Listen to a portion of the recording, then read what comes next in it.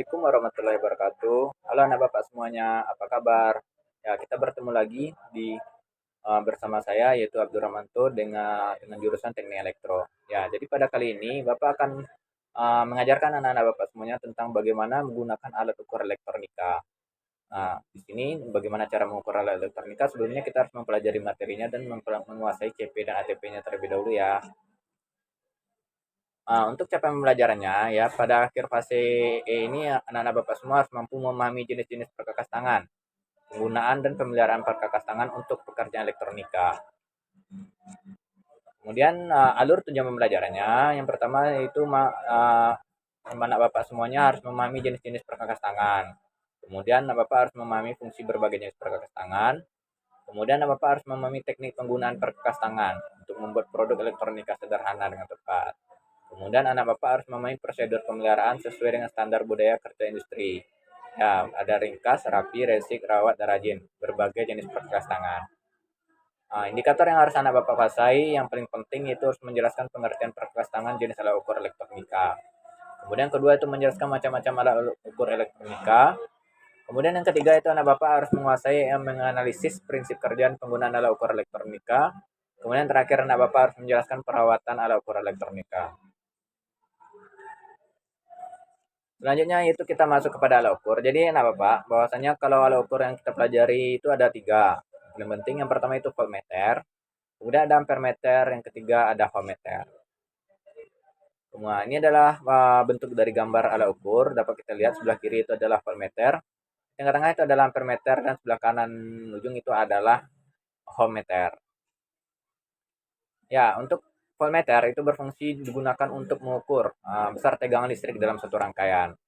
Sedangkan ampermeter itu digunakan untuk mengukur besarnya arus AC maupun DC dalam suatu rangkaian elektronika. Kemudian untuk ammeter berfungsi untuk mengukur tahanan atau terhubung atau tidaknya suatu rangkaian pada rangkaian elektronika. Berikut adalah gambar rangkaian pengukuran alat ukur. Apa kita lihat di sebelah kiri itu bahwa rangkaian pengukuran tegangan itu berbentuk paralel. Ya. Kemudian untuk rangkaian ampermeter itu berbentuk seri. Dapat kita lihat di gambar yang tengah. Kemudian bentuk rangkaian pengukuran tahanan itu adalah sama, berbentuk seri. Untuk rumus perhitungannya itu rangkaian pengukuran tegangan dan arus itu sama, di mana nilai saklar selektor yang ditunjuk itu sebagai skala maksimum dikali nilai yang ditunjuk jarum.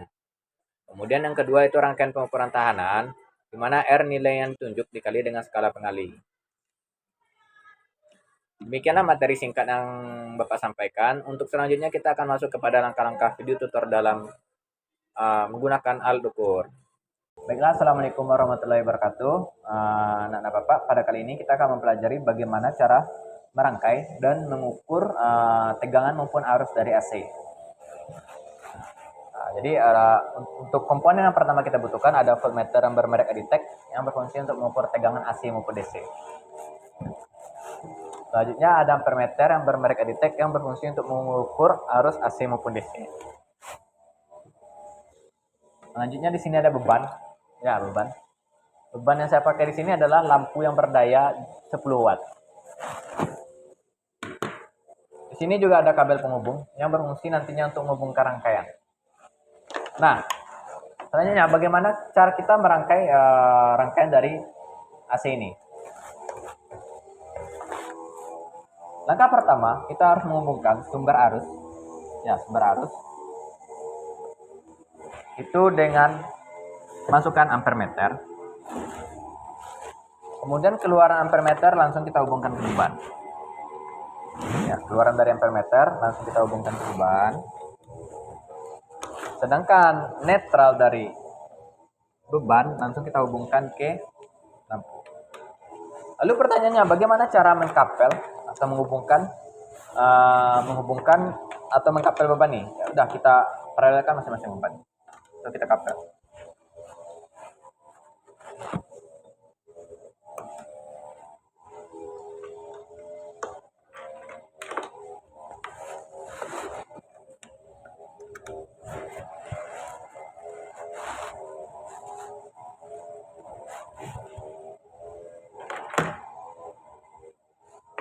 Lalu bagaimana pemasangan dari voltmeter? Untuk pemasangan voltmeter itu dilakukan secara paralel.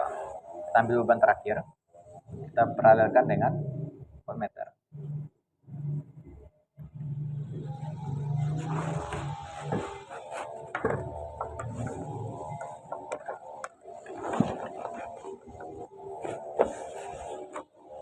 Jadi dapat kita pahami bahwasanya dari fasa R itu terhubung dengan masukan ampere, kemudian keluaran ampere itu terhubung dengan beban.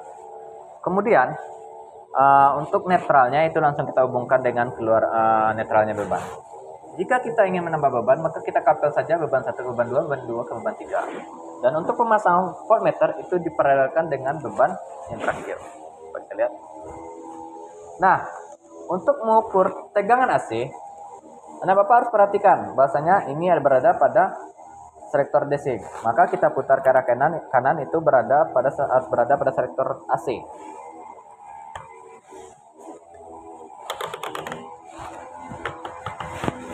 Nah, setelah selesai,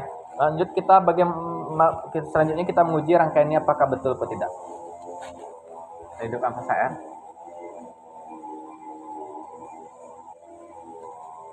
Nah, dapat kita lihat hasil pengukurannya.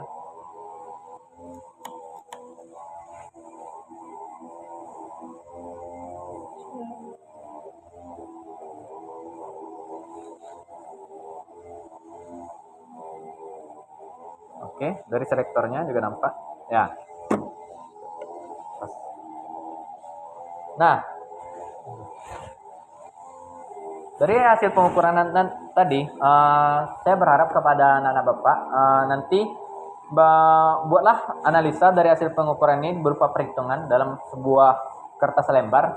Nanti berikan kepada saya bagaimana analisa kawan-kawan menggunakan rumus. Mungkin untuk hasil pengukuran maupun pengukuran dan cara merangkai dari tegangan dan arus AC ini hanya itu yang dapat saya sampaikan. Selanjutnya kita nanti akan masuk kepada pengukuran dan cara merangkai tegangan dan arus DC. Sekian, terima kasih. Assalamualaikum warahmatullahi wabarakatuh. Nah, baik, selanjutnya kita akan lanjut dalam pengukuran dan pemasangan rangkaian DC. Nah, ada beberapa alat dan bahan yang kita gunakan. Yang pertama itu alatnya adalah bus supply atau disebut juga dengan catur daya. Ini berfungsi untuk mengubah tegangan dari AC menjadi DC. Nah, di sini ada beberapa pilihan tegangannya, di mana ada 3 volt DC, 5 volt DC, 9 volt DC, 12 volt DC, dan 15 volt DC. Kemudian ada juga voltmeter yang bermerek Aditec. Ini berfungsi untuk mengukur tegangan nantinya, baik AC maupun DC juga bisa. Jadi kalau tadi kita itu harus memutar selektor ke AC, namun untuk pengukuran DC kita memutar selektor ini ke arah DC ya. Kemudian ada juga ampermeter, ini berfungsi untuk mengukur arus ya, mengukur arus baik AC maupun DC. Nah, ini bermerek Aditec sama. Jadi di sini untuk perhitungannya atau cara menghitungnya itu selektornya harus diputar terlebih dahulu ke DC jika kita mengukur DC. Namun jika kita mengukur AC, kita harus memutar selektornya ke sebelah kanan ke arah AC. Kemudian di sini ada namanya beban. Nah, beban ini bersifat resistor. Ini ada tahanan. Ya, resistornya bersifat variabel. Artinya di sini tahanannya itu bisa berubah-ubah. Ya, bisa diputar-putar. Ada kali 100K, 100 ohm, kemudian 100 k ohm, kemudian 100 ohm, 10 ohm, kemudian 10 k ohm dan 1 k ohm. Ya. Kemudian di sini ada beban lagi. Nah, ini bebannya itu kapasitor. Ini di sini bebannya itu bersifat kapasitif. Ya, kapasitor ini bersifat variabel. Karena beberapa kapasitor yang bisa ditekan, artinya di sini kapasitornya itu bisa dirubah-ubah ya jumlahnya. Ya, dengan maksimalnya itu artinya dijumlahkan secara keseluruhan. Nah, selanjutnya kita juga membutuhkan kabel penghubung. Ya, kabel penghubung ini berfungsi untuk menghubungkan rangkaian nantinya. Ya, nah, nanti ini menghubungkan rangkaian baik itu daya dengan voltmeter maupun dalam pengukuran nantinya. Nah, selanjutnya mari kita merangkai rangkaian dan nanti kita akan melakukan perhitungan rangkaian pada rangkaian DC ini ya. Pertama,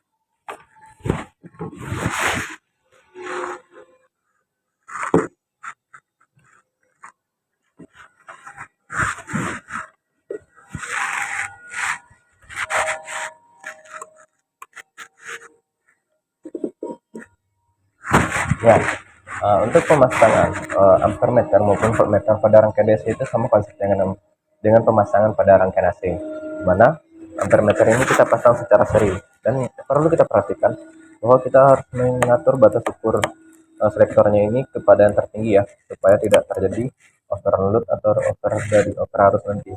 Jadi takutnya akan terjadi lonjakan arus dan merusak dari ampermeter. Gitu juga kan dengan voltmeter kita harus memutarnya ke DC. Kemudian kita harus memutar ketegangan tertinggi ya, karena kita takutnya nanti ada lonjakan tegangan nanti akan merusak pada voltmeter ini.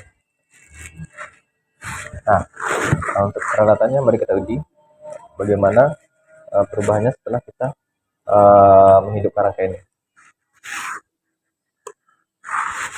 Nah, apakah terlihat jika bebannya itu dengan 0 beban, kemudian dengan 0 beban, dengan 0 beban dan juga dengan kapasitornya 0 itu memiliki tegangan 12 volt, artinya sama dengan tegangan input dan tegangan outputnya yang kita ukur di akhir dengan voltmeter. Kemudian nilai harusnya lebih terlalu kecil, mari kita lihat ya, harusnya itu bernilai 19 mikroampere.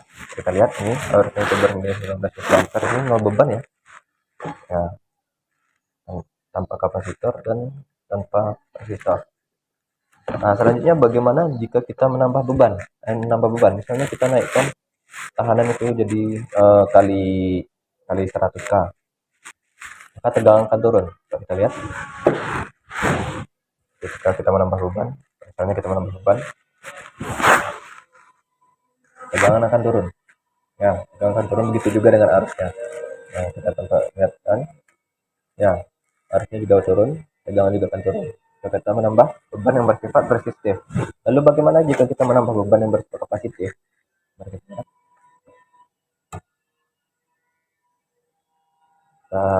Ambil yang besar saja. Nah, jadi jika kita menambah beban yang bersifat kapasitif, maka terjadi lonjakan arus. Mengapa demikian? Karena kapasitor ini berfungsi menyimpan arus, menyimpan muatan listrik. Jadi ketika kita menaikkan kapasitif, nilai kapasitornya, maka akan terjadi lonjakan arus, ya, akan terjadi lonjakan arus. Begitulah pemahaman dari bagaimana mengapa dengan beban resistor itu terjadi penurunan tahanan, karena resistor itu berfungsi untuk menghambat arus, ya. Maka terjadinya penurunan arus. Lalu bagaimana jika kapasitif ditingkatkan, nilai kapasitornya ditingkatkan, maka itu terjadi lonjakan arus karena kapasitor itu bersifat menyimpan muatan listrik.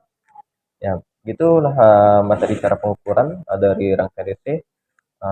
Selanjutnya kita akan masuk kepada pengukuran tahanan listrik atau pengukuran nilai resistor. Terima kasih. Baiklah, anak-anak Bapak, selanjutnya kita bagaimana cara mengukur nilai tahanan menggunakan alat ukur. Jadi untuk mengukur nilai tahanan itu ada dua langkah, ada dua cara sebenarnya. Yang pertama kita bisa mengukur nilai tahanan itu berdasarkan warna dari resistor ini. Kemudian kita dapat mengukur dengan menggunakan alat ukur, itu yang dinamakan multimeter. Jadi sekarang Bapak akan menjelaskan bagaimana cara merangkai rangkaian seri maupun paralel dari sebuah resistor. Kemudian bagaimana cara mengukurnya, cara mengukur dari resistor ini. Yang pertama itu ada beberapa komponen yang kita gunakan. Pertama itu ada multimeter. Multimeter ini berfungsi untuk mengukur tegangan AC maupun DC, arus AC maupun DC, dan juga bisa mengukur tahanan. Kemudian di sini kita juga membutuhkan yang namanya yaitu papan rangkaian, ya, berfungsi untuk sebagai tempatnya resistor. Selanjutnya kita juga membutuhkan yang namanya resistor. Ya, resistor. Ada dua macam resistor di sini, yaitu resistor yang bernilai 10 ohm dan ada resistor yang bernilai 100 ohm. Itu hitam coklat hitam itu 10 ohm, kemudian coklat hitam coklat itu bernilai 100 ohm. Nah, selanjutnya bagaimana cara merangkai dari resistor ini? Mari kita pelajari. Untuk merangkai resistor secara seri, kita harus meletakkan masing-masing kakinya. Salah satu ya, ini. Jadi salah satu kakinya itu dihubungkan. Lalu bagaimana dengan nilainya? Jadi dari kita lihat itu nilai resistor ini Nilai resistor ini yaitu bernilai coklat hitam itu bernilai 10 ohm ya, keduanya. Seharusnya setelah kita melakukan perhitungan itu dapat 20 ohm. Lalu bagaimana jika kita mengukur dengan multimeter? Jika 20 ohm, kita harus melakukan menggeser selektornya itu kali 10. Selanjutnya kita ukur.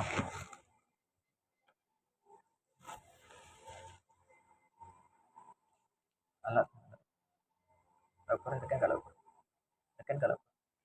Nah, dapat di sini kita lihat bahwasanya itu berada di angka 2. Jadi hasil pengukurannya itu berada di angka 2. Kawan-kawan lihat. Ya, hasil pengukuran berada di angka 2. Berarti nilai resistornya berdasarkan perhitungan warna maupun berdasarkan hasil pengukuran itu sama, yaitu bernilai 20 ohm. Lalu bagaimana nilainya jika diparalelkan? Ya. Untuk memparalelkan, kedua kakinya harus sejajar, ya. Kedua kakinya harus sejajar. Lalu bagaimana dengan nilainya? Untuk mengukur kita letakkan di sini. Lalu bagaimana nilainya? Ya, kalau dari perhitungan itu 10 ohm jika diparalelkan dua buah resistornya maka akan menilai 10 ohm berarti bernilai 5 ohm. Kita lihat. Kita lihat ya, itu bernilai 5 ohm, berada di antara 0 dan 1. Jadi 5 dikali setengah dari 1 berarti 0,5. Kita lihat. 0,5. 0,5 kali 10 itu bernilai 5 ohm. Nah, begitulah cara merangkai sebuah rangkaian seri maupun paralel pada resistor. Lalu bagaimana dengan nilai resistor yang berbeda? Kita perhatikan. Kita tambahkan nilai resistor yang bernilai 100. Untuk menghitung keseluruhan, dapat kita lihat ada dua buah resistor yang secara paralel. Itu nilainya 5 ohm tadi setelah kita paralelkan. Lalu bagaimana nilainya ditambah, lalu kita serikan dengan resistor yang bernilai 100. Harusnya itu nilainya 105. Mari kita lihat.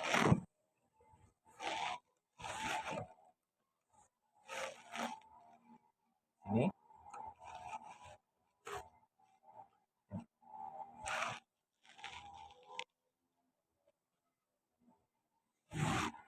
Kita lihat 10,5 itu dikali 10,5 dikali 10 itu bernilai 105. Ya, jadi hasil pengukurannya di 10,5 dikali 10 itu sama dengan 105. Jadi dapat kita simpulkan bahwa hasil pengukuran resistor baik menggunakan warna, menganalisa dengan warna maupun dengan kita memperhatikan atau menghitung dengan alat ukur itu hasilnya sama. Jadi sekian, terima kasih dari penyampaian materi saya. Mungkin hanya itu dapat saya sampaikan.